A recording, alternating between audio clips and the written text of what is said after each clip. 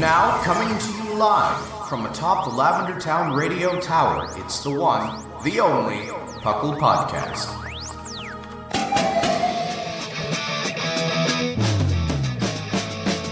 It's PUCL! PUCL! It's PUCL! PUCL! Pokemon Underground Champions League, oh yeah! PUCL! PUCL! And welcome to the 471st episode of the PUCL Podcast. I am your host, Trainer Thatch, here today with my indubitable co-host. We've got, some may say, Lord Jushiro. Hello. Hola. Wow. That was... Okay. I'm going to introduce the next person, but that got me real good. The next person is the battle master himself, Seth Vilo. Ho, what up, dog? Jushiro's was way better. I don't even feel bad. You put me on the spot. I didn't think of anything. But welcome to the PUCL Podcast. PUCL, of course, standing for the Pokemon Underground Champions League, a nonsensical name we came up with in 2007, and we've kept because branding. Yeah, it's a good time. We talk everything here, Pokemon, from the video game to the trading card game to everything in between. I'm actually really excited for today's topic. Me too. I'm very excited. It's been a while since we've gone back to like those more traditional like PUCL BS topics. And It's a time for BS. it's like if the three of us were sitting around in a living room and we were just having a discussion, and I love it. Yeah, I love it. So it's better than being like, what, did you hear about Crown Tundra today? I'm so over talking about Crown Tundra. I think I stopped doing it like 6 weeks ago, but I'm all Crown Tundra'd out. I just want to clarify that no substance was used for the creation of this topic today. That's true. It's too early for that. And but yeah, it's been a wonderful time. Since the last time I played in the Dragon King Cup that I forgot about, but Sigma reminded me within an hour before registration closed. So I signed up for it.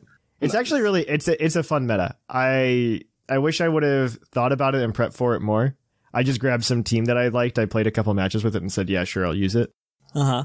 But the meta is GS Cup but BSS. So it's Battle Stadium singles, and you're allowed one quote-unquote Uber box legend, which is really cool because they're actually semi-balanced in that meta. Honestly, I feel like the more legendaries they add, the less hard I feel against them.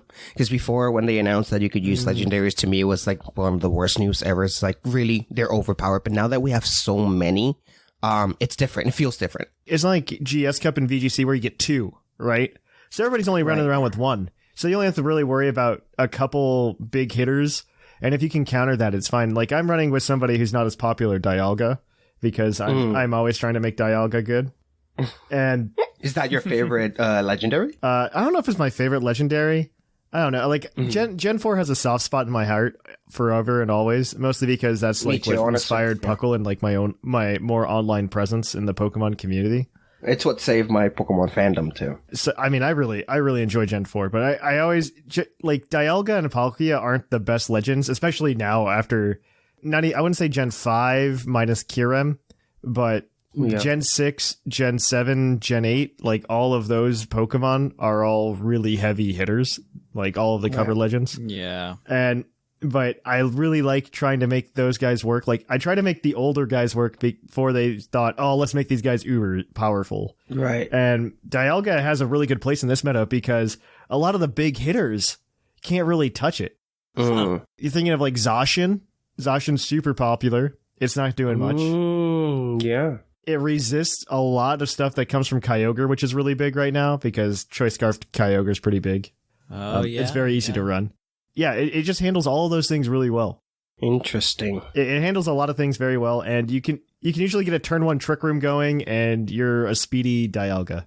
As a TCG player, I at this moment in space time, I feel that ADP has ruined that trio for me for a while. So I wish I could say that no one uses Dialga or Palkia in TCG, but that's not the case. It's everywhere.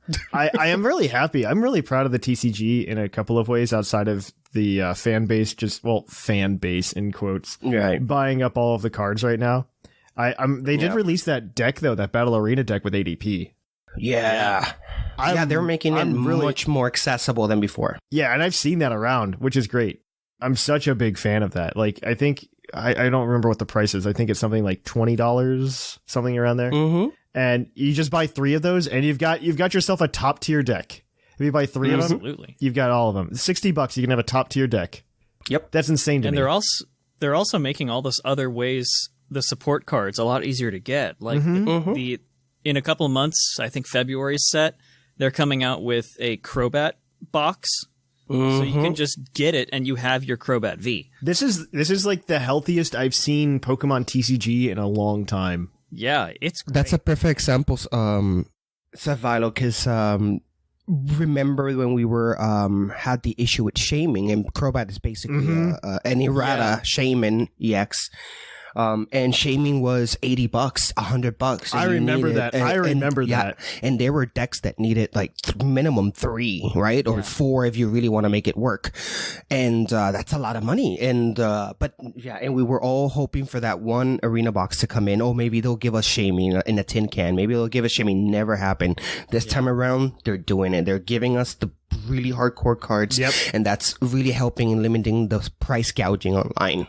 I'm really happy with that. I really like Pokemon as a trading card game for a lot of reasons. One of them being that it's definitely cheap compared to something like Magic. And Yu-Gi-Oh! And Yu-Gi-Oh! Yeah, Yu-Gi-Oh! Gets ridiculous. Yu-Gi-Oh!'s better than Magic, I think. But it does get insane I'm sometimes. not the person to ask. Shamu is. Shamu is honestly. Yeah, Shamu will be much more, I used to play all of them, but I dropped off long ago. So I really have lost any right to opinionate on Yu-Gi-Oh! And Magic. I think Pokemon's the way to go anyway. Pokemon's the way. Yeah. This is the way. Pokemon. This is the way. I have spoken. Wait, yeah. I don't know. Have you guys been doing anything interesting lately? Not Pokemon, unfortunately. I did. We did go and went through the tournaments, all that, in the last episode of TCG Cast. Do not miss out. However, I've been playing Cyberpunk. Really, it's the new game that came out. Been playing a lot of that. It's been fun. Is it good? I haven't. It is buggy as heck. That's what I heard. Of course, that is something that could be fixed with updates. So if you guys want to wait a while, totally recommend they made it. one big patch last night. I think I saw They something. did, and I still encounter some big issues. I'm playing it on PS4, and it's the control, like the camera controls itself sometimes. It just tilts to the left, and it's not the controller because this is a brand new controller. It tilts to the left every time I try to talk someone, so it looks like I don't know if it's immersive, like this is real life and you have a tick and your character just has a tick, but whenever I'm trying to talk someone, the camera just slowly pans to the left like I'm losing interest in what the character's saying. And it's like, no, keep your camera, keep your eyes on eye contact, just remain eye contact. You gotta show them you care. You gotta. I gotta show those NPCs. And these NPCs, if you don't answer fast enough, they get mad. They lose interest if you. So I haven't gone to the point where not answering, but if you wait too long to choose your answers, they start getting impatient and start like, are you going to talk to me? Are you not? Do I leave? And it's like, damn it, I'm just trying to play this. But anyway, recommend it outside the bugs. The bugs are kind of game breaking in the sense that they really do push you out of the immersion is my only complaint. But again, those can be fixed. So hopefully we'll get a fix soon. Mm-hmm. And that has been, I was going to say Cyberpunk Underground Champions League, but decided against it. Okay. So that's it. Seth, anything interesting on your end that's not Cyberpunk? Well, I've been playing OU because that's what I do, and I've actually gotten a team that I'm somewhat satisfied with, except I can't figure out what the 6th member should be, but Oh, well, that's fun. We'll come up with a good one for you today. Perfect. I think the answer is Rotom Frost. Rotom Frost. I mean, I don't have an ice or electric type. So. Rotom Frost, because of the Fridge Perry from the 1985 Chicago Bears. Have I told you this story, Seth? I have, absolutely. Yeah, you have. I absolutely have. Yeah, you have. The Fridge. Yeah, I think I remember it. I have told you this story. Yeah. Other than that, I've been doing TCG things, trying to get Centiskorch perfected. I've been playing the heck out of Skyrim VR because I have that. I'm trying to mod it. It's working okay. I can't seem to You're level modding up a VR without crash game? to desktop. Yeah, I am. Oh, that must be It's fun. that must feel like the same Matrix where everything's just moving around. Basically, it's so cool. I love it. All right. Well, that's a good time. I guess it's time for us to kick it on over then to the news. Let's cue that epic music.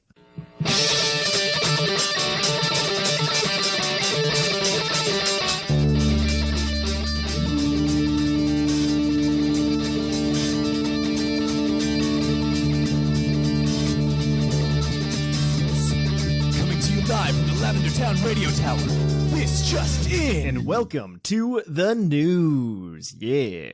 There's some news to talk about this week. So, first of all, if you have signed up for the trainer update letter that Seth and I have but haven't received emails, you probably got your Zarude code for the giveaway. It's a really weird way to distribute it. I really hate that, by the way. At least I don't have to go to a GameStop Yeah, I mean, at least it's not GameStop. But why not just make the code public? Why? to get you to sign up for their emails. Yeah. And like everything else in Nintendo, you're able to claim it until March 31st. Woo. Whether it be Super Mario 3D All-Stars or the Fire Emblem game or Zarude. Everything ends March 31st. I'm very confused, Nintendo. I'm very confused about this false sense They of have urgency. received the prophecy. Everything ends on March. Yeah, well, they keep saying, they're just like, we're not going to sell these games anymore after this. And it's just like, but why? People will buy them. The prophecy is true. Okay, Seth, tell us more. You betcha. This is honestly the news that I was personally most excited about. The Pokemon Original Stitch shirts have announced that the Hoenn Pokemon line are coming soon. Unlike before, they'll be released in waves, and they start on the 27th of February.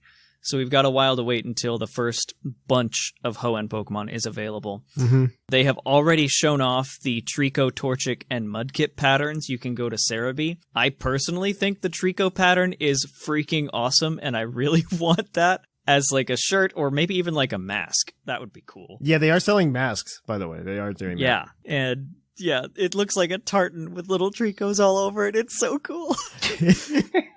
Also, they're releasing Grookey, Scorbunny, and Sobble designs in the, quote, near future. We don't know exactly when, but Hoenn is getting started, and I pray to Arceus that the Sableye design doesn't suck. Please don't suck. You are going to get the Sitting Cuties line soon, though, too. Exactly. That's another thing I was excited about, is those little tiny plushes that are official, that sit, are coming. They are cute. I have a lot of them. I have a surprising number of them. I only have a couple, but I want more of them. And the official Sableye one looks good. When I went to Japan, I got a good number of them because they just have them at every Pokemon Center. It's just like a wall. They have them at every place there. It's just like a wall of Pokemon Sitting Cuties, and you can go and grab them. Every once in a while, they're missing like Umbreon, which was weird. Of course. No, like it would just not be on the shelf, and there'd be no spot for it. Oh. I was just very confused. It would just skip from whatever's before and to what's ever after, and I was like, huh. Choices. Choices. Yeah. But I mean, I like the Sitting Cuties, though. I have a Feraligatr right here on the desk. Hoenn's gonna break my bank. Hoenn's the best region Pokemon-wise, in my opinion. There's where a lot of my favorites come from, so this is gonna break me. So I remember when Hoenn came out, I always thought the designs were definitely a departure from the past. Mm-hmm. And Same here. I don't know who my favorite Hoenn Pokemon is. I would say like that's one of the generations where all three of the starters are a banger. Mm-hmm. Yeah. I can't say if you chose any of the three starters in Hoenn that you chose poorly. Right. Unlike all the 5th gen starters.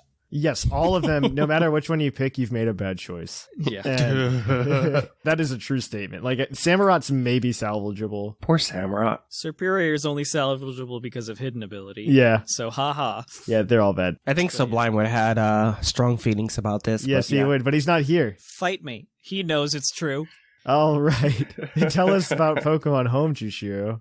Pokemon Home is actually still fixing some bugs. What? Yeah, they've come back with an update to fix some of the issues with the Alolan forms having a moveset for the standard form, which is something that certainly you do not want. I mean, you don't just want those Alolan just because they're cute. Yeah, they had an issue where, I think it's because Pokemon Go happened, not because of anything else. It's the Pokemon Go transfer. If you transferred in a regional, like one of the Alolan forms, Right. over, it would end up having the moveset that it should have had if it was a normal version, which is weird and broken, and so they decided to fix that. Before you ask, no, they're not allowed on Smogon ladders. You cannot use Flamethrower or Alolan Ninetales. Sorry. What about Surf Drillbur? It's Hydro Pump.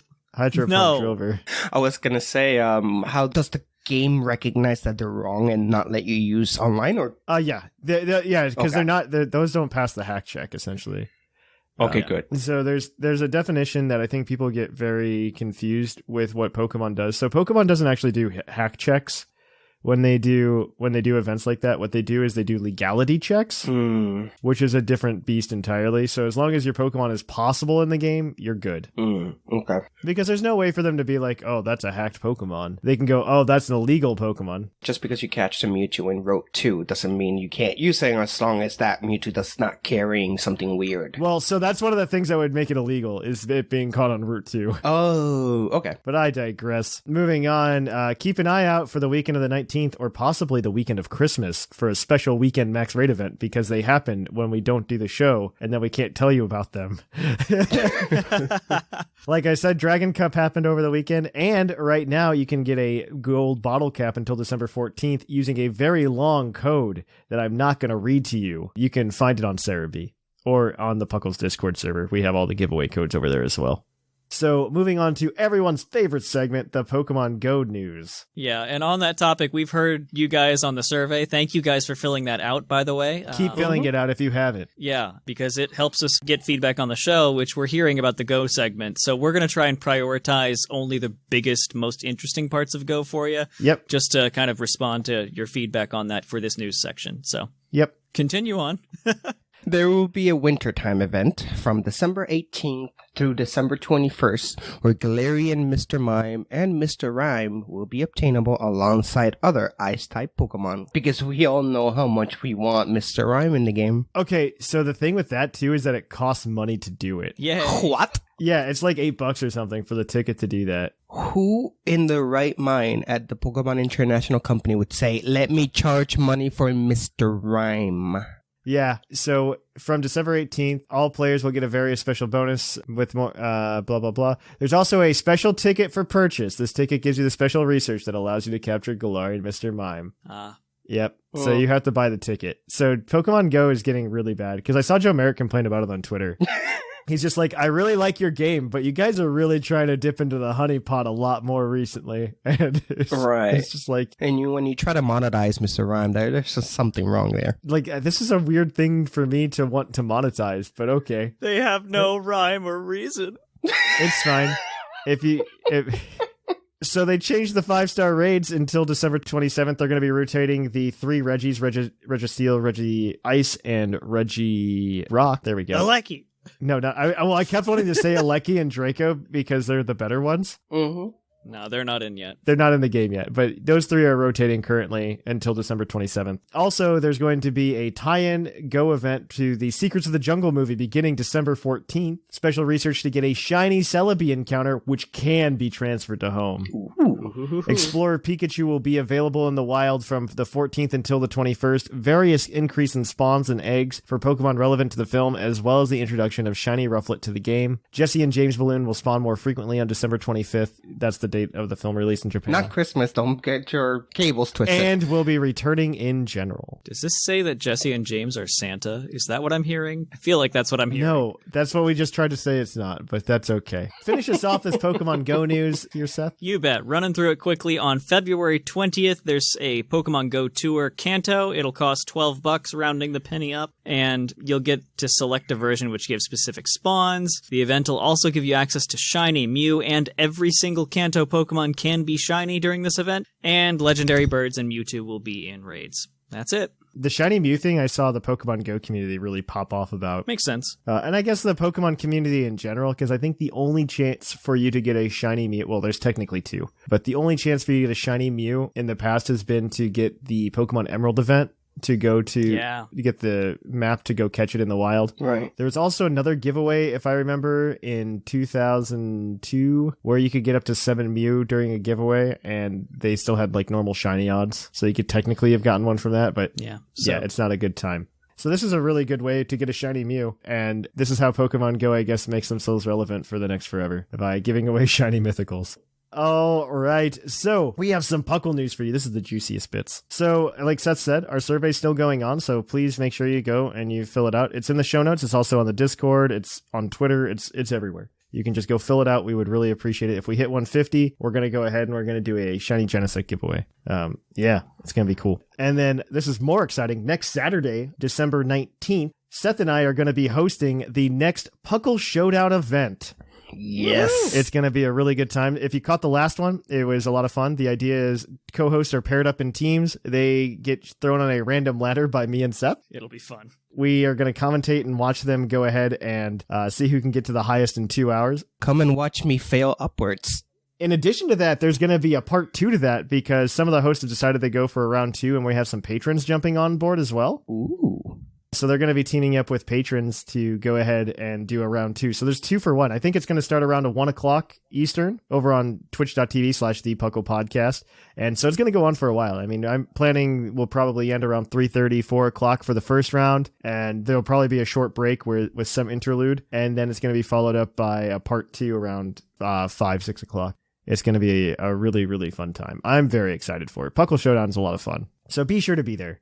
Other than that, that is all of the news we have for you this week. We are going to go ahead and take a short break, or not even take a short break. We're just going to kick it on over to PUCL's Poke Quiz, where we're going to quiz your co-host on their insane Pokemon knowledge.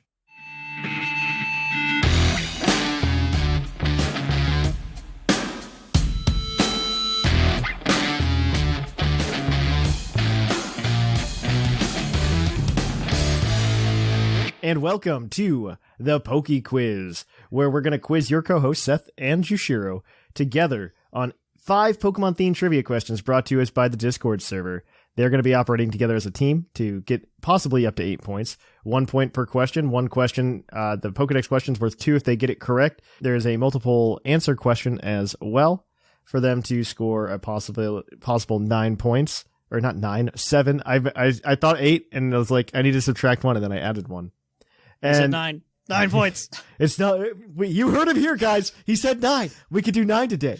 But they also have a lifeline, which is the hint. And if they don't use that hint and they get all of the questions correct, they can cash it in for an 8th point. An 8th point. So we're going to go ahead and we're going to get started. These questions, as always, come from our Discord community. You can just jump in and do that. Also, this segment is brought to you by AnimeGravy.com, your one-stop shop for all of your nerdy needs. They've got a coupon code for you as well, which is just PokeQuiz for 20% off at checkout. So without further ado, let's jump into this first question from, how many of them are there? G. McGee. Let's get that 9 point, Seth Vilo. You bet. The imaginary 9th point. All right. I get it for writing my name on the test. I think that's how I get the first point. What Pokemon has the most priority moves, positive and negative? The most priority moves, positive and negative? Yeah. Moves that change its priority bracket. The first one that comes to mind is Hitmontop. Right. Yeah. I think it gets Sucker Punch, Vacuum Wave, Bullet Punch, Mach Punch. I think it gets all those. I can't think of any negative. Quick Attack. Yeah. I think it's Hitmontop. I know that there's some things get like the highest number of crit moves and the highest number of things, and I think it's That's the Pokemon having an ability count that turns the attacks into priorities. I wouldn't think so. Prankster. That's what I mean. That doesn't count. Sableye. Okay. And yeah, I mean, I can't come up with anything other than him on top. Yeah. So Let's go with that one. Okay. Hitmontop is correct. Woof. He gets 16, by the way. Yeah. Oh, wow. Feint, Helping Hand, Fake Out, Quick Attack, Detect, Revenge, Wide Guard, Quick Guard, Sucker Punch, Counter, Protect, Endure, Mach Punch, Vacuum Wave, Bullet Punch, and Ally Switch. Wow. I didn't know he was like the priority Pokemon. Mm-hmm. And Gliscor is the critical hit Pokemon. It gets the highest number of increased critical hit moves of all Pokemon. Well, thanks for the extra trivia question that we didn't want. You're welcome. You're trying to get that 9th point real hard, Seth. I'm just trying to flex here. All right, our next question is going to be from Bowling for Bear. Yeah, I love that name. In Generation 1, what is the only non-ghost type Pokemon that can learn the move Lick in Generation 1? It's not Lickitung. It is not Lickitung. I know that. Really? It doesn't learn? Not Lick? in Gen 1. I It would did have later. lost that bet. Yeah, that's why I quickly swooped in with that one. Who else learns Lick? In the first, non-ghost that learns Lick. The answer won't surprise you. I feel like I should know this, and for some reason, I can't recall. Do you have any ideas, Seth? One thing that comes to mind for some reason is Growlithe. Mm-hmm. Oh, what about Golbat? Oh, No? Does he learn Lick? that would make sense. It could be Golbat, right? I vaguely remember him having Lick. I would trust that over Growlithe. Okay. Yeah. Then let's go with Golbat. Yeah, and they're kind of spooky boys, so yeah, let's go with it.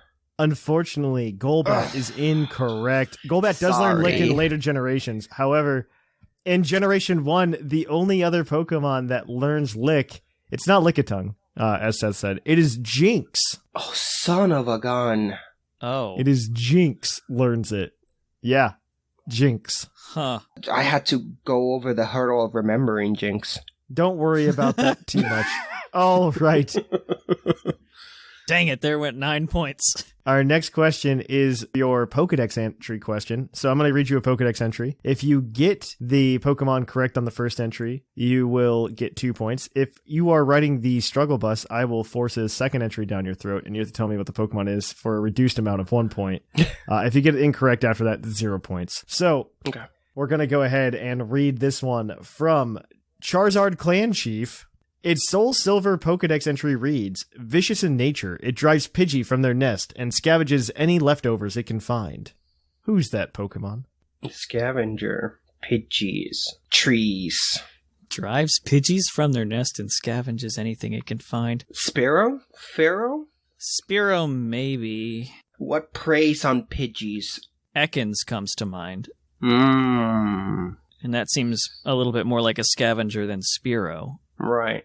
Ooh, wait. Soul Silver. This is after 4th gen, right? Yeah. It is in 4th gen.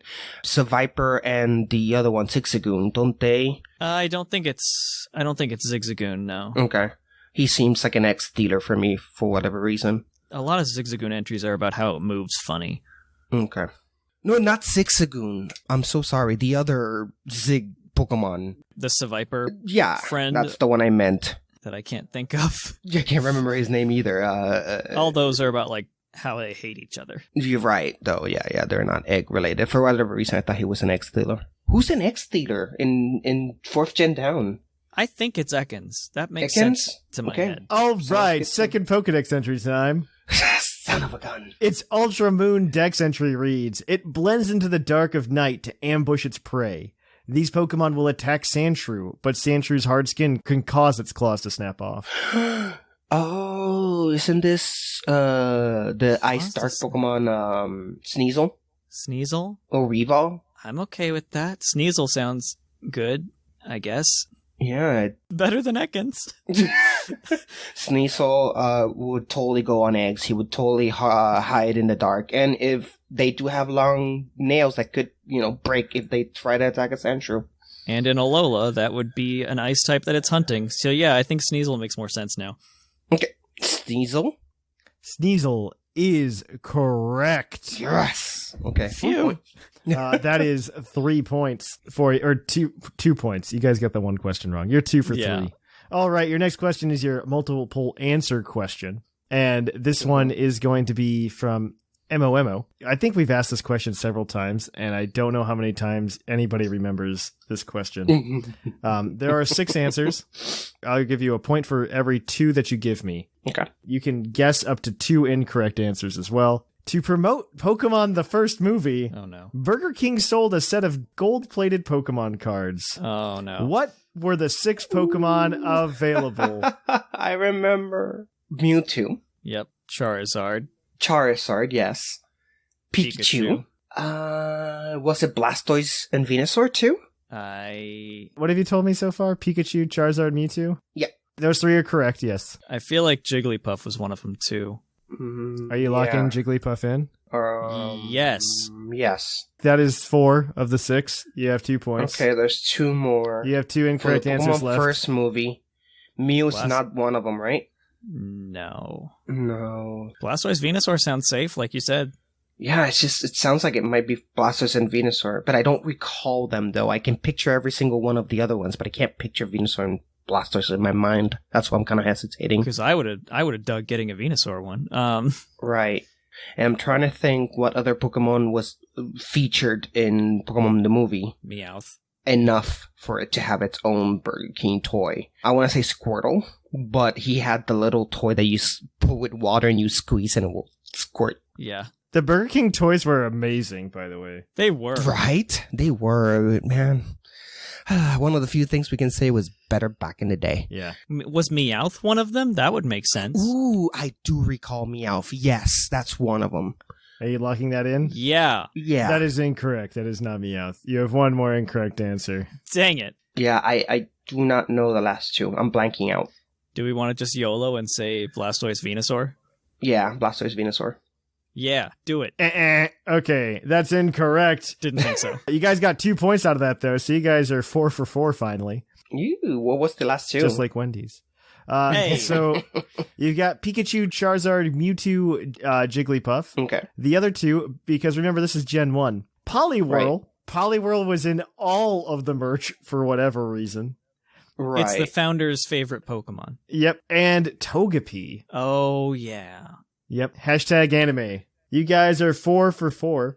I don't know if you got what kind of sauce you got with your nuggets, but next up is going to be from BAM! This is your base stat question as always, and he wants to know what psychic type Pokemon has the highest special defense stat? Or highest defense, physical defense. Oh. Highest defense? Deoxys defense form? No. Mega Slowbro. Mega Slowbro? Yeah, the 180. Yeah, I'll go with that. I'm not very knowledgeable on the base. I can't think of anything else. Cosmo M does not reach that. I think it's at 130. I keep forgetting Cosmon has ridiculous defenses. Yeah, Deoxys defense is like 150-ish. I believe it's Mega Slowbro at 180. Mega Slowbro your trust you final on that. answer? Yep. Yeah. Mega Slowbro is correct. Woo! With a base 180 defense. That gives you guys 5 points today. And it just changed up the leaderboard. Woo. I would hope it would. It does because everybody's close. So, here we go. In first place, we have Whimsicott with 21 points. In second place, we have Dr. Shamu with 15 points. In third place, we have Linian with 14 points. Tied for fourth, we have Jushiro and Seth Vilo with 11 points. In sixth place, we have R Sigma with 8. In seventh place, we have P. McGee with 7. Sublime and Claude are tied with 6 points in eighth place. And Basket has yet to get on the board. You remember you are in a race to 30 points with your fellow co-host to get a $20 credit to PokemonCenter.com. All right, on that note, let's kick it on over to the topic. Hello everyone, it's Claude9. Are you interested in Pokemon Draft Leagues? Do you want to compete in a fun Pokemon format against some of the co-hosts and other members of the community? Well, you're in luck. PUCL will be running its 5th season of the PUCL Draft League. Applications are in the announcement section of the Discord and will be available until January 3rd. Come be a part of the action. And welcome to the topic. Our topic today is going to be Pokemon you would like to have in your home. I wish that was a joke. That sounds like a joke when I say it, but it's not. I think it's a fun little topic. It's a topic. We've each come up with 3 Pokemon that we think would be really cool to have in their house and have around the home. I'm very excited to talk about them.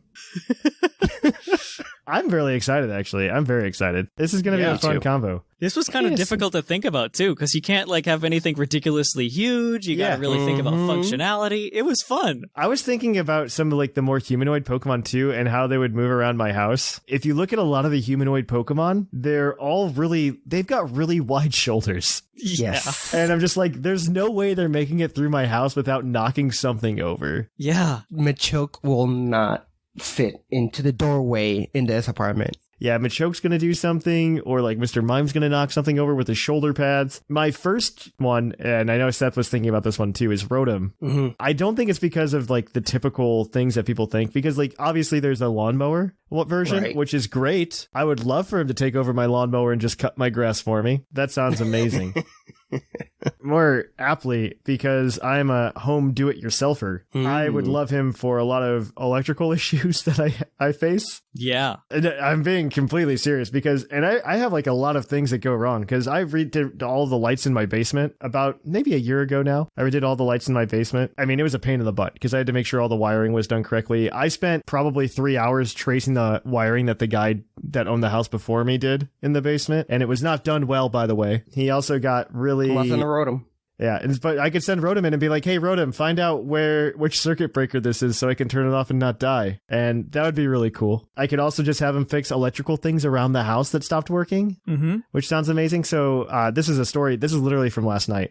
We have a TV in the bedroom, and we have a Fire Stick hooked up to the TV so we can watch all of our streaming stuff. And my wife's like, I want to watch The Mandalorian tonight. Good choice. Good choice indeed. Excellent. And I was just like, cool. So we turned the TV on, and the Fire Stick just stopped working. How dare it? And so, you know what? Rotom would have been right all over that instead of me having to Google what the heck's going on with my Fire Stick. And I'll tell you how I fixed it because it was the weirdest way. And I don't understand what happened and how it worked, by the way, because my first instinct is, okay, pull the Fire Stick out, unplug it, let it reset. IT 101. That's what I did. Didn't work. I went online and somebody's like, Amazon told me these instructions and it worked. And what they did, I still don't comprehend what happened there, was Amazon said, unplug your TV, like my TV, while it's still on, unplug it, and then hold the power button on my TV for 30 seconds, then plug it back in and the Fire Stick will work. And I go, how the heck is that going to do anything? I did it. It clears the temporary memory on the computer in the TV. The 30-second thing is a soft reset, and it clears out all of the RAM, because otherwise, if it's less than 30 seconds, it stays. You know what? I wouldn't need Seth to tell me that. Rotom would have told me that. And had you had the Rotom Pokedex or a Rotom phone, Rotom could have literally told you that, because that allows it to speak human language. Exactly. Also, I want to say that the Rotom Dex feels like a Gen 1 iPad now compared to the Rotom phone. Yeah. It's literally like the worst thing is like, why do you exist? Did you know Rotom can time travel too? No, wait. How would you get that from? Bulbapedia. In the anime, Rotom has the ability to time travel. Oh, of course. Not a fan. Because having living things with alter dimensioning powers is just totally normal. Yeah.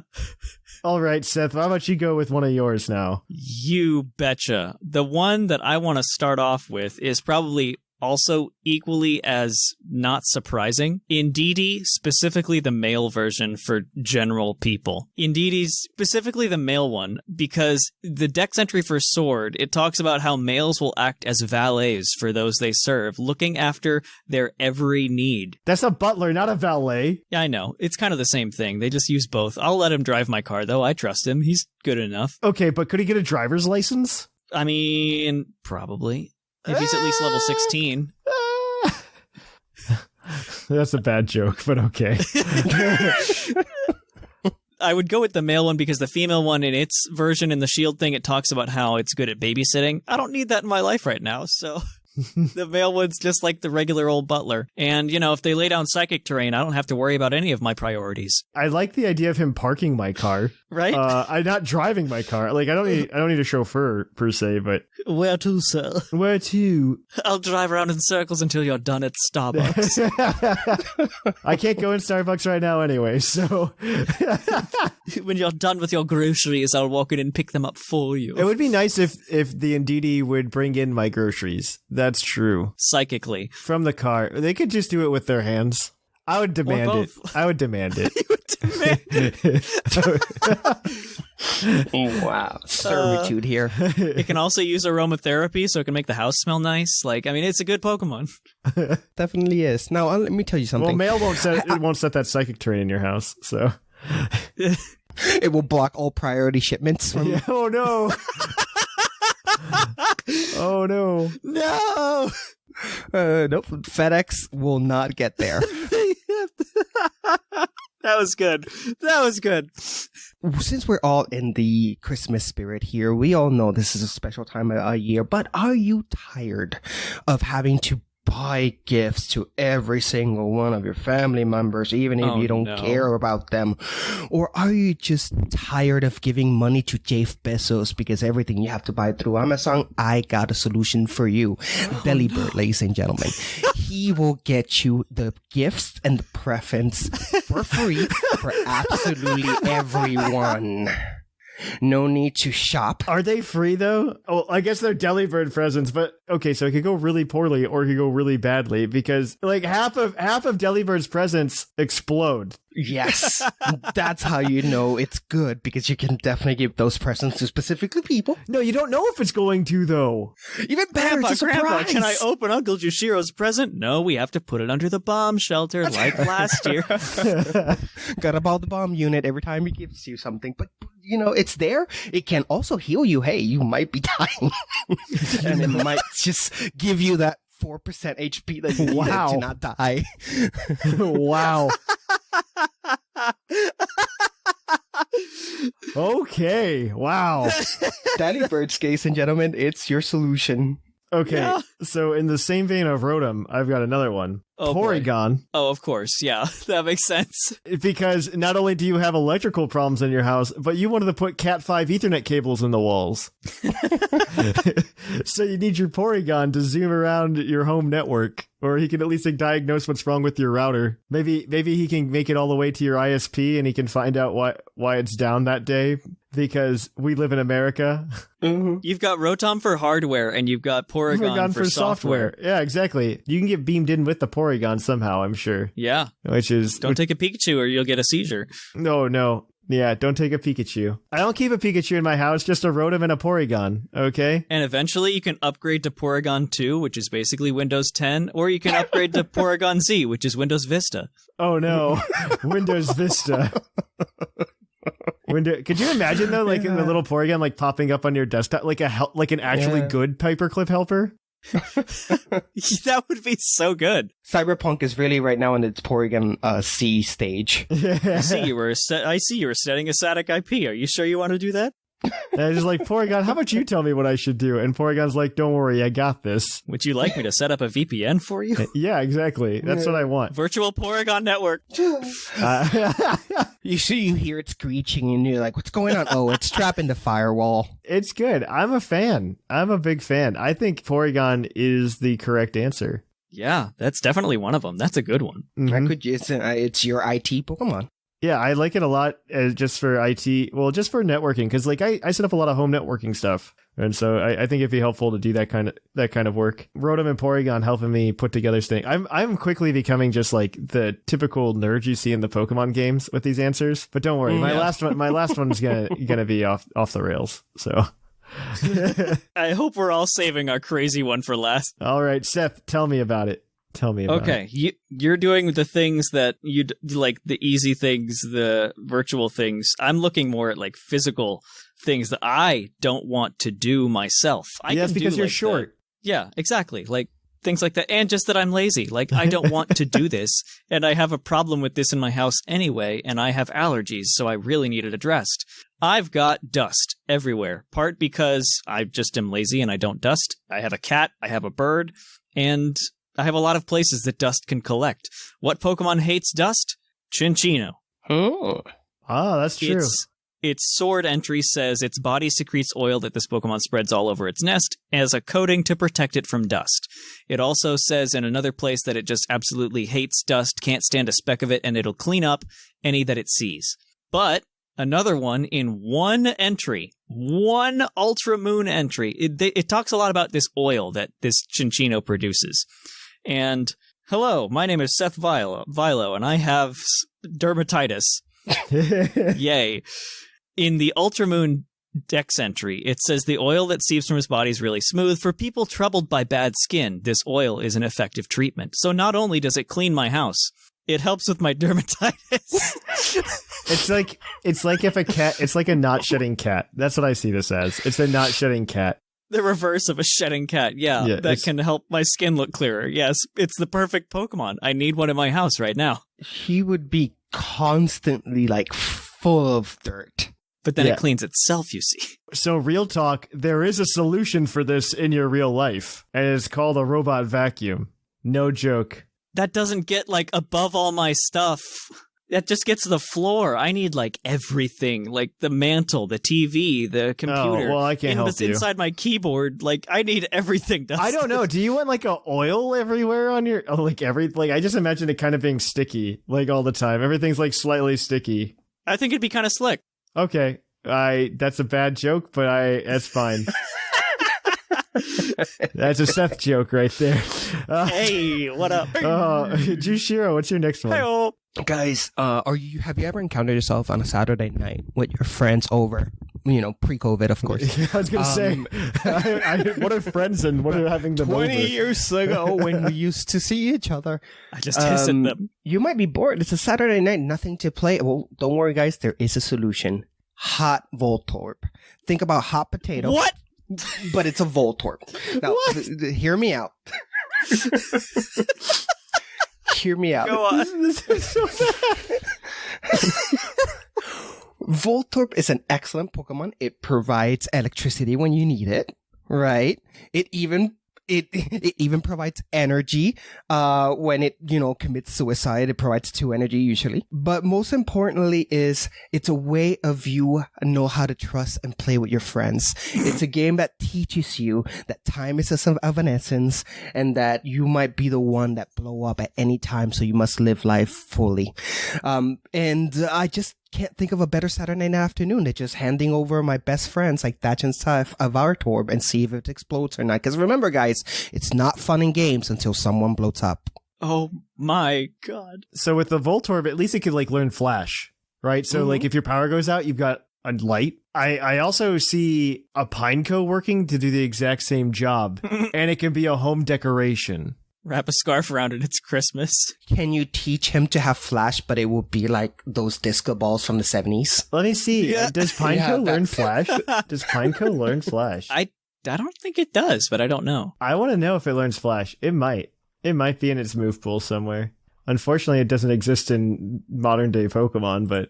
Right. Let's see if he gets Flash. I don't think he does, but he does not get Flash. Womp womp. There you go. Voltorb's the way to go.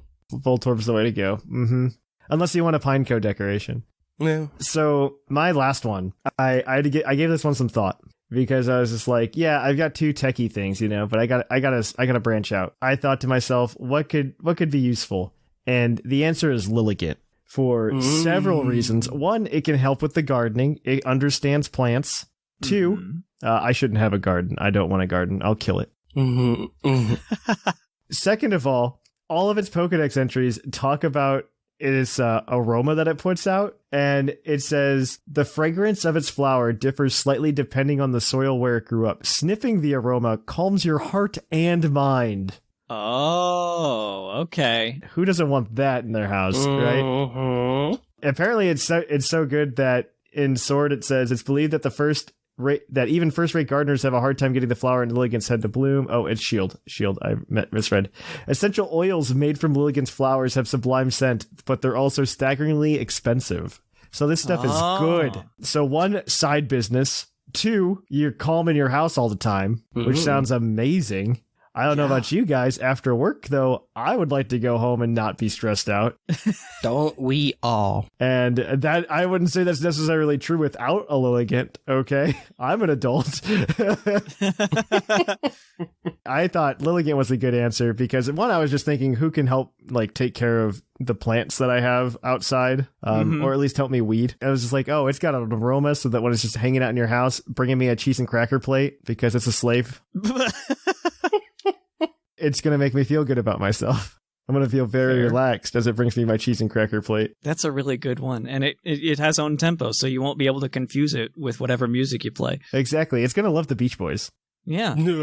All right. Seth, what's your last one? Okay, I've got kind of a similar vein as far as wanting a grass type to help with things like that. I don't know if mine would be as helpful for the garden directly, but it might be good. There's also a lot of other uses that this thing has that reading into its move pool and dex entries I didn't think of until today. That Pokemon is Appleton. As a reminder, it is 1 foot tall. It's tiny. It's itty bitty. It's like hanging out on your countertop. I did not know it was so small. That's another, like, I see it and I think, oh, this thing's going to be 4 feet tall. It's a giant. No, it's 1 foot tall. Wow. It's so tiny. It's so tiny, and it smells good. Its sword entry says a nectar scent wafts from its body. It's like apple pie kind of thing coming from its body. It also says it lures bug Pokemon that it eats, so it can get rid of bugs if you have them in your house. That makes sense. It's kind of like having like those little like sugar water traps for them. Yeah, exactly. Except it just eats them. Yeah. So yeah. Boom. And what does it do with the food that it makes? Well, it grows. And what does it grow? The things on its back that Shield so horrifyingly tells us are actually delicious snacks. Its body is covered in sweet nectar, and the skin on its back is especially yummy. Oh, wow. So you can just eat it. You could probably compost it too to make one heck of a fertilizer for your garden. It also has the move Apple Acid, which if you read the description, it says the user attacks with a target with an acidic liquid created from tart apples. So it's not necessarily apple-y stuff. It's an acidic cleanser, which is a sanitizer. I'm using it right now because I'm getting ready to brew some mead and stuff like that. So I could use that through the house to clean more than just dusting. And, I mean, it's got sweet scent. It's got all things. I'm into it. It's a lot of use for one Pokemon. You can eat it. It can eat your bugs. It makes your house smell good. I'm from Washington State, so I have to do the obligatory ask, can you smoke it? Oh, no. I mean... Probably. I don't want to ask it, though. I don't want to ask. All right, Jushiro, what's your last one? My last one is, well, you guys have great ideas, and having plant Pokemons out in your room to just completely ease you out and be calm and relaxed is perfect. But what if you actually want to go and party hard? If you want to go party hard, if you want to make sure that if you're a college student in campus and you want to have the party of your life, or you're just at home and you want to annoy your neighbors to no end, I can only recommend your own very own Loudred. Now, think about this. He can be a stereo, home theater for your TV. You just plug that DVR into wherever you plug things on your Loudred. You can have him just boombox, as we saw in the Detective Pikachu movie. He can do some sick mouth boomboxing noise. So he's pretty talented. And if you need him just to overall turn your party completely 180 and be the party of the century, a couple of Loudreds in your side, boom. You have music, you have Loud, and you're probably going to have a lot of lawsuits against loss of hearing. But apart from that, you're going to be great. That's a good one. I didn't think of that one. Loudred. Yeah. So not Explode though. That's over. No. It's a good boombox. It's a good boombox to have. It's not bad. These were good. I like this. We need to do this more. All right. So if you have a Pokemon that you think would be good to have in your house, you have an explanation, that's a good place to put it in the mailbag at puclpodcast@gmail.com. I'm very excited to hear what you guys have. I am too. I'm very excited to see what everybody else has. I'm very excited. All right. So we're going to kick it on over and take a short break with the Pokemon of the episode. We will catch you on the flip-flop.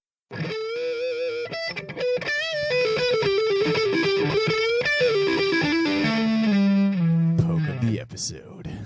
And welcome to the Pokemon of the episode. Our Pokemon of the episode this week is National Dex number 797, Celesteela, the launch Pokemon.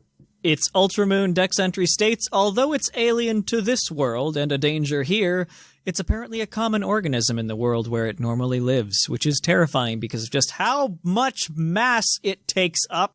Right? Mass or room? I'm very confused, but it is heavy.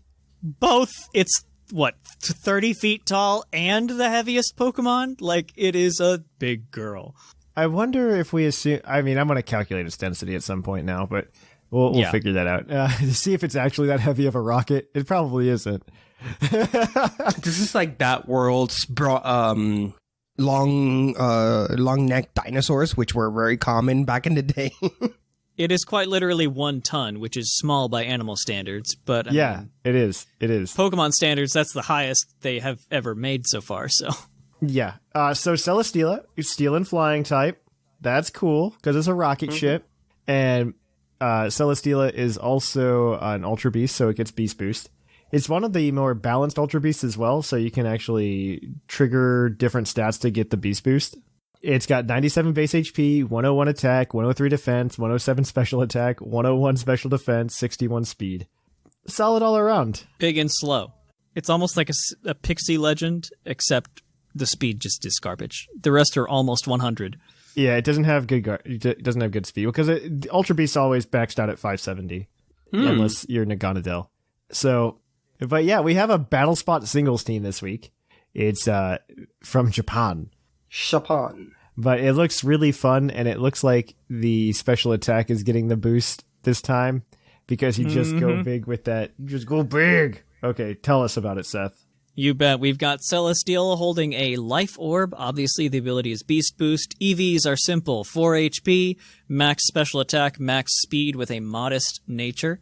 And the moveset is Air Slash, Giga Drain, Flash Cannon, and Flamethrower. The whole idea is that you Dynamax, pop off, start throwing out max airstreams to get your speed up, and then when you go down, go to town. Go down, go to town. I choose my words, and, recover off any damage with Giga Drain, and then just keep going, getting those beast boosts as you knock things out with your excellent coverage. So that's the Celesteela.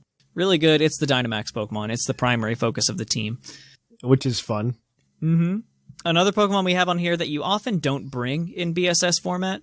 There's 3 that you bring, and we'll each go over one of them. But one that you don't bring that's in the back for situational things is Landorus Therian with a Passo Berry. That's the water-reducing one. Mm-hmm. Ability Intimidate, obviously. EVs do something magic. I don't know exactly what. But 252 HP, 4 attack, 116 defense, 4 special defense, 132 speed with an impish nature. Has speed to outrun something, I guess. And overall, it's just a bulky thing. Something, yeah. Probably, I don't know what. It's not too worried because you're just trying to counter Kokos and Regielekis. Exactly. And I imagine the 4 attack and 4 special defense are in there because this is level 50 format, and that's really the only places they'd fit. Yep. Moveset is Earthquake, U-Turn, Fly, and Swords Dance. Most likely, this is another potential Dynamax thing, so you can do a couple Swords Dance and then a max Airstream with Fly. And well, you also aren't as familiar or as in tuned with the Dynamax meta, and it's actually really good to have these 2-turn moves like that because you just get to burn a turn of Dynamax. That's true. Yeah, I hadn't considered that. That's a good point. People use that all the time with Dragapult and Phantom Force.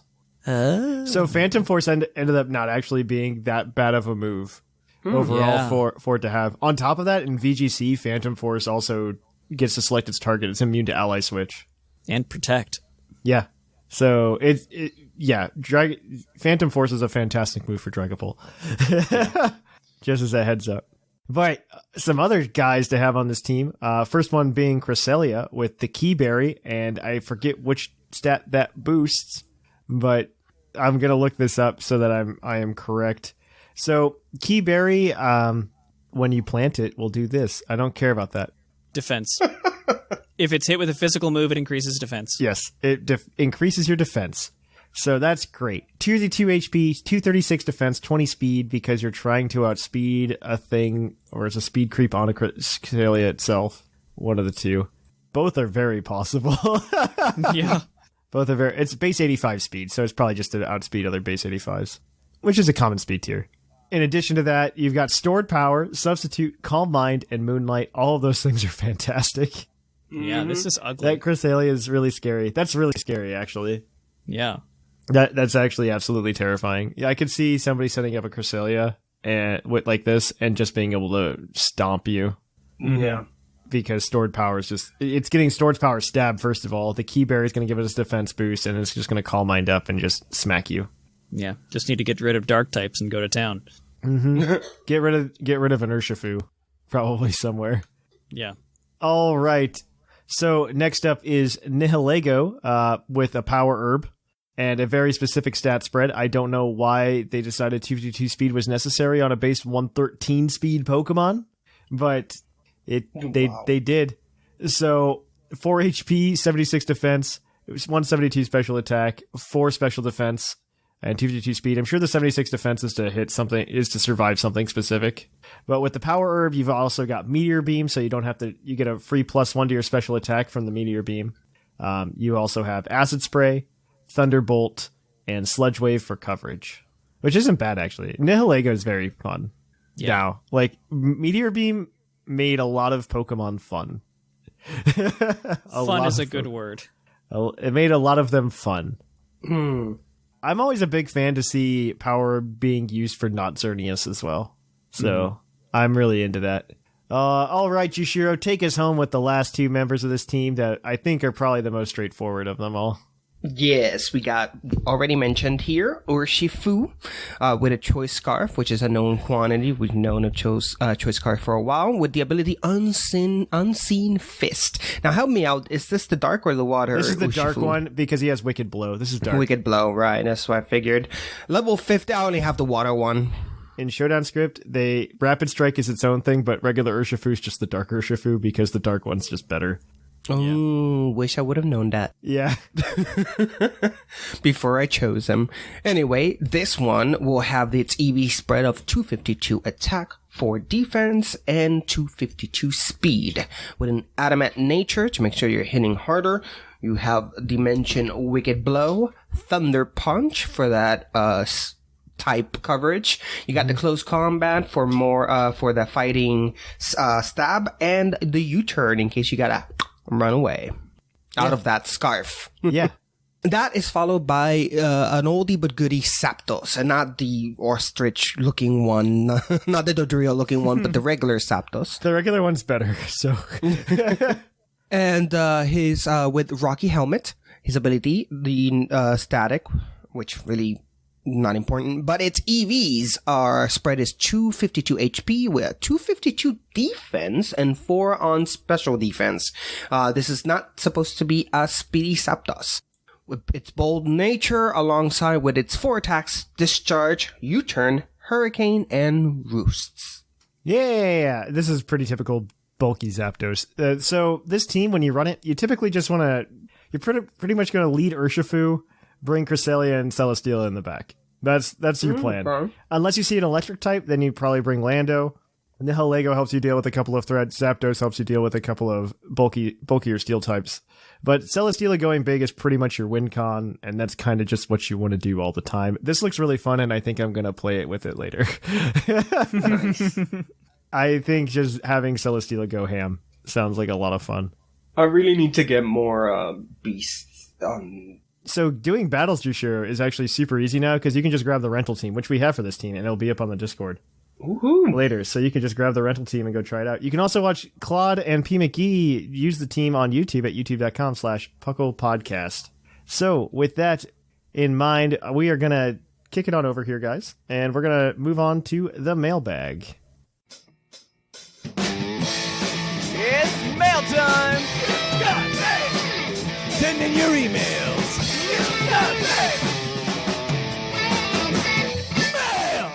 And welcome to the mailbag. The mailbag is the part of the show where you can send in a listener email to puclpodcast@gmail.com, and we might read it on the show.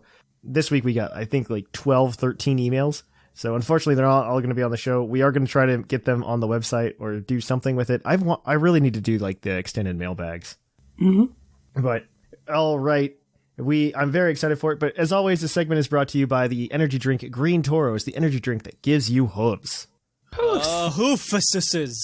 And as always, we will give out the Green Toros badge to anybody who does really, really well and spark some discussion. So, last week we asked you guys what Pokemon you wanted to be good and competitive that wasn't. So, let's get going. Our first email is going to be from Tia. Hi, Puckle Podcast hosting Pucklers. It's Tia again with a faster email. I listened to this podcast at work and watched the latest episode while catching up on the older ones. This has been one of the topics that I'm most passionate about in the Pokemon world. Why must some really cool and unique Pokemon never be seen? It makes me sad. Imagine a world where Frostmoth was the ice counterpart to Volcarona. That would be cool. On my drive back, I imagined how awesome it would be if something like Ice-Q was actually good. I had a few Pokemon, but narrowed it down to 3. Inteleon, Ampharos, and Ice-Q. Inteleon is the only Gen 8 starter not No U, and I actually brought up a unique ability for it. Opportunist. This Pokemon's moves gain priority against an opponent's Pokemon with less than 40% max HP. Originally this was 50, but people in the Smogon channel said it would be too broken, so I lowered it to 40. I like this because Tia did research. Yeah. And I remember that discussion happening. That was a really cool discussion. Oh, were you there? Were you there for that? I was there a little bit. I was doing it during work when people weren't around. I was talking a little. That's cool. Yeah, I'm a fan of that. I think 33% is probably the number, but 40 works. 33% is what, if Pokemon were to implement it, that's what it would be. Yeah. Just like Overgrow and stuff like that. This would give Inteleon a nice niche on teams as a revenge killer or a cleanup sweeper.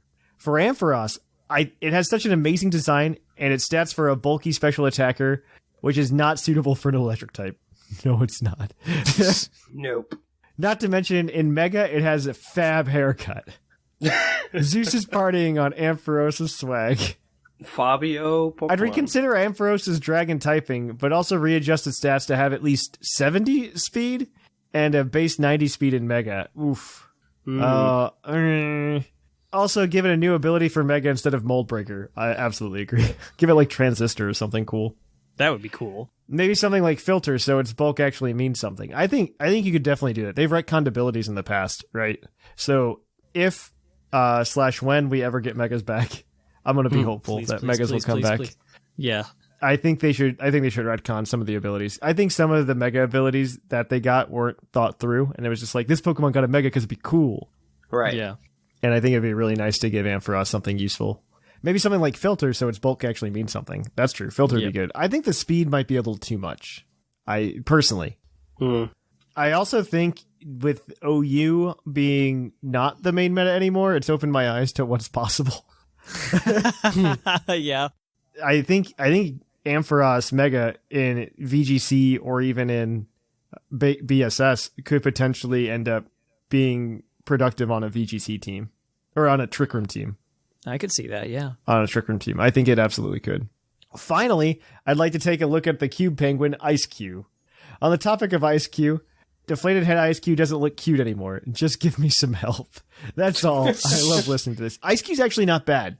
Really? It's not terrible. If you can put it in BSS on a team where you know it's going to get hit by a physical attack to pop the Ice Cube, which will double its speed, essentially with Unburden, and you belly drum that first turn as well, Ice-Q is having a field day. Yeah. Ice-Q's having a field day. Ice-Q is one of those cute Pokemon that, like, it can work. I don't know. I don't want to say every Pokemon should be, like, Lando tier good. Right. No, yeah. I think every Pokemon should be on meme tier good. Like, you can at least meme with it. And Ice-Q's one. Ice-Q does its one thing well.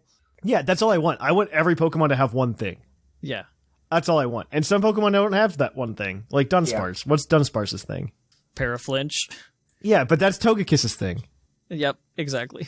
All right. Thank you for that. Our next one's going to be from Oracle Above.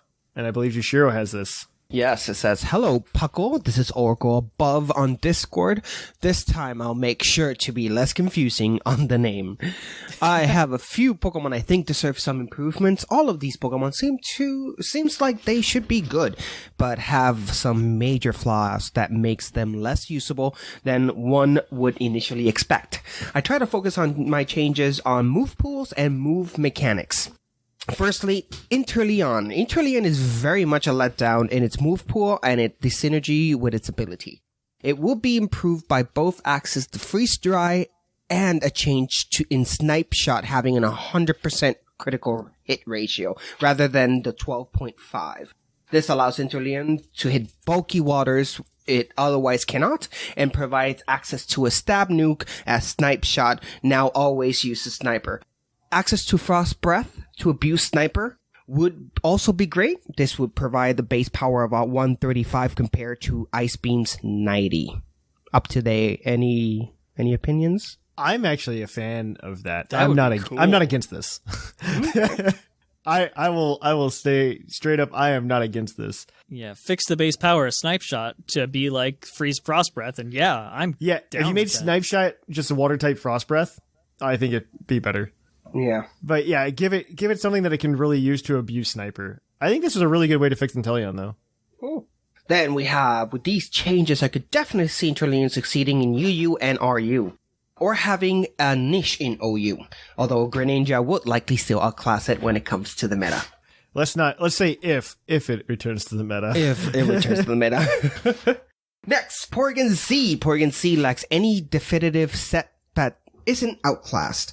It lacks both a useful typing and the ability to boost both speed and special attack with one move slot. Porygon Z would be improved by a similar move in Komos, Clanger Soul. I say that 3 times in a row, please, Seth. Yeah. Conversion could become a +1 Omni boost to every stat, and Conversion 2 could be a copy of Shell Smash. This would allow 2 different useful sets that would give versatility between gaining both power, bulk, versus gaining just power. Whoa. Okay. Whoa. We'll finish his statement on Porygon Z, and then I'll intervene. Will do. I could see this being a niche in OU, but not a major threat. As before, a boost Porygon Z still requires a lot of team support to get in the field and safely boost. Either way, Porygon Z would probably end up being one of the most viable special attacking Shell Smash users, which would provide in a place of hyper offense. So Porygon Z kind of already does that? Did that, past tense. Well, it did that. That's true. But I mean, it used to be just like a nasty plot, and then boom. It also, until we lost the crystals, it used to be a Z conversion Omni Boost sweeper. Yes, it also did just used to do that on top of that. Now you just see it use that. Even in BSS and VGC, it saw some minor success, especially in Series 6 when all the big scary things were gone. Right. It saw a lot of success because it's really hard to stop a turn 1 big Porygon Z that's just clicking Max Strike based on Hyper Beam. Yeah. It's really hard to stop that. Just throwing it out there. I know a Nasty Plot Adaptability Hyper Beam can one-shot a Blissey. I remember that from Gen 4. Mm-hmm. Yeah, so you have to be careful. Porygon Z's already scary. I don't know that I would say it's a Pokemon that needs to be better. Yeah.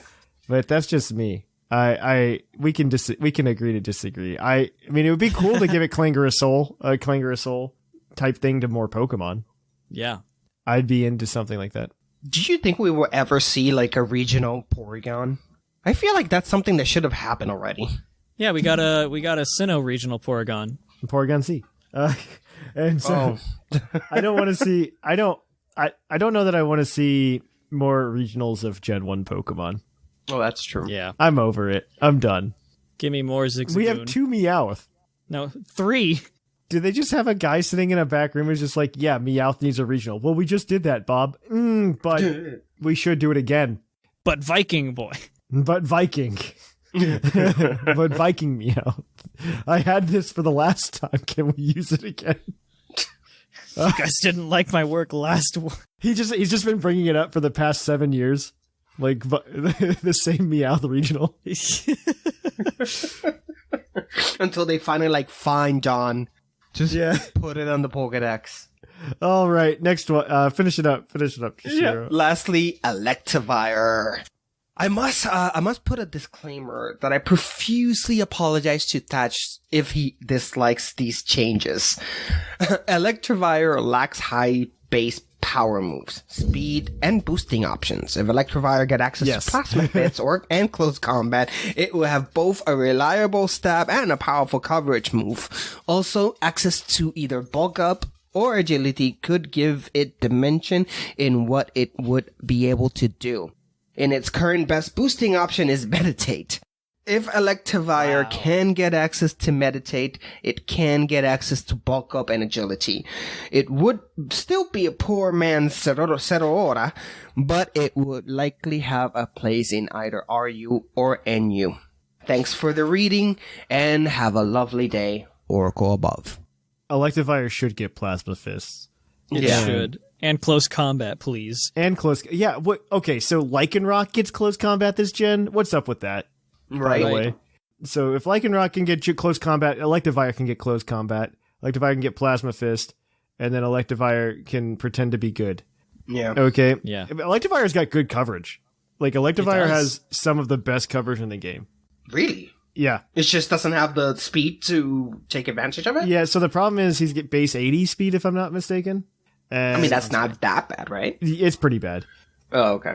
And it's not bad, but it's not like OU good. Okay. It's 95. But yeah, 95 would be. Oh, it's base 95? That's what it is. Yeah, 95. Why isn't Electivire better? That's what's going on. It's held back. It doesn't do enough. It's only got 123 attack. Yeah, The and moves he's got like have Thunder low base Punch. power. I think it's Wild Charge. Now. Yeah. But yeah, I mean, he gets Earthquake, he gets Ice Punch, he gets a lot of good things.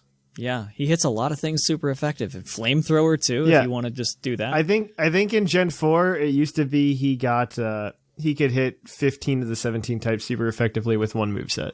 Yeah. Wow. So I think that was Cross Chop, Earthquake.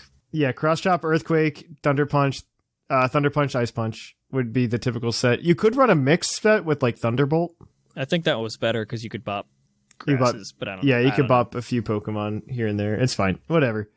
He's a good Pokemon and he should Yeah. be respected. That's the answer. He should be respected. treated Electivire the way he should be treated. He's like my second favorite. As soon as we get as long as we get a sitting cutie plush of Electivire, I'm into it. I do want an Elekid sitting cutie too. Elekid's Elekid's my favorite baby Pokemon Ugh.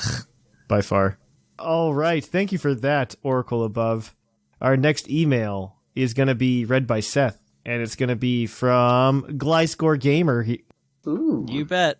All right. Hello, Thatch, Seth, and Jushiro. Gliscor Gamer here. First and foremost, I want to thank you for the great podcast you have created. I recently started Masuda Method Shiny Hunting, and Masuda Method Shiny Hunting, and listening to your podcast has helped turn a boring grind into a fun listening experience. That's awesome. I'm glad we can make your Pokemon better. Yeah, I'm glad we could help with that grind. That's what we task. are. We're an app for Pokemon. We just improve a little bit your time. I also enjoyed filling out the PUCL survey, and I am excited for the shiny Genesect. Please fill out the PUCL survey so I can get my shiny, please. Well, this guy is gunning for the Green Towers badge. Yeah, he is. He's doing our job for us. It's great. This is great. Now, about Pokemon, I'd like to be better. Zacian could definitely use a power boost. What? Yeah. That's the joke, right? That's a joke. I hope it's Yeah, a his joke. next paragraph is, in all seriousness. Oh, thank God. That was good. In all seriousness, I think it would be awesome if Vikavolt were faster and could be an offensive powerhouse without Trick Room. I also wish Quillfish was in some way good. Same with Luxray. Sandslash is such a cool Pokemon, both of its forms, but Game Freak didn't do it justice.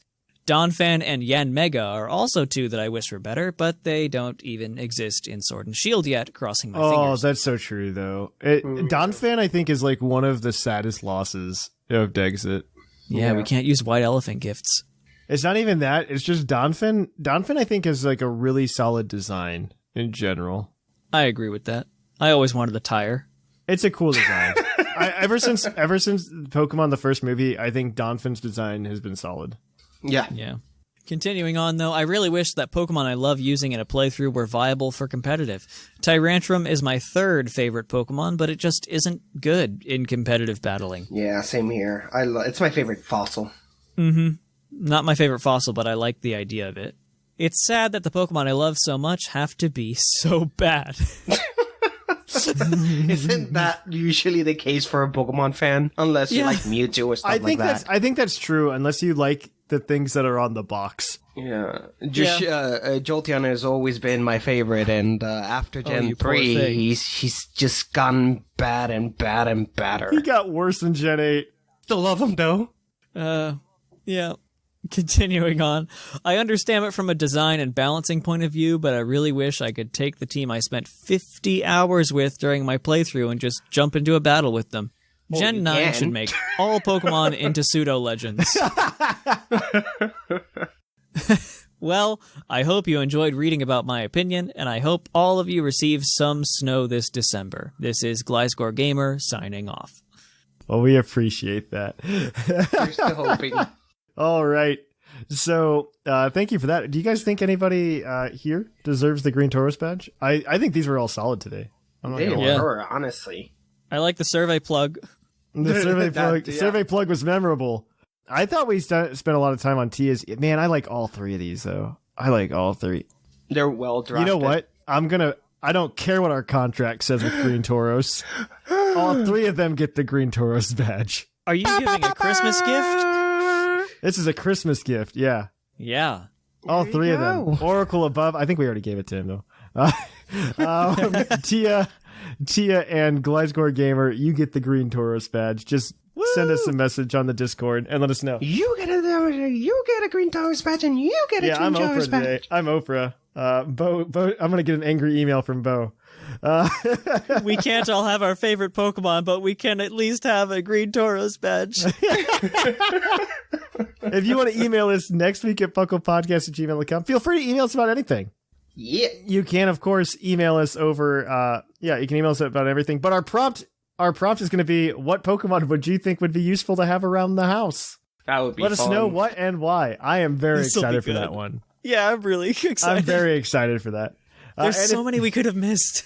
If you want to keep up with us throughout the week, you can go ahead and follow us over on social media over at Twitter, Tumblr, Facebook, and Instagram. You can, of course, come to our Discord server and just hang out with us all of the time. We would really appreciate that. You get the Advent Calendar Pokemon that are being given away for the next, when this comes out, 10 days. You got 10 more days of Advent. So really go and check that out. We would really appreciate it. If you want to help support the show, you can also check us out on YouTube at youtube.com/PuclPodcast, over at Twitch at twitch.tv/ThePuclPodcast. I finally picked up my schedule again, and we'll be back on Thursdays around 7:30, 8 p.m. Eastern, typically. I'll stream for a couple hours. We'll hang out. I want to get into... Exactly 7:38. I'm getting way closer to the idea of just streaming Pokemon Mystery Dungeon Explorers of Sky.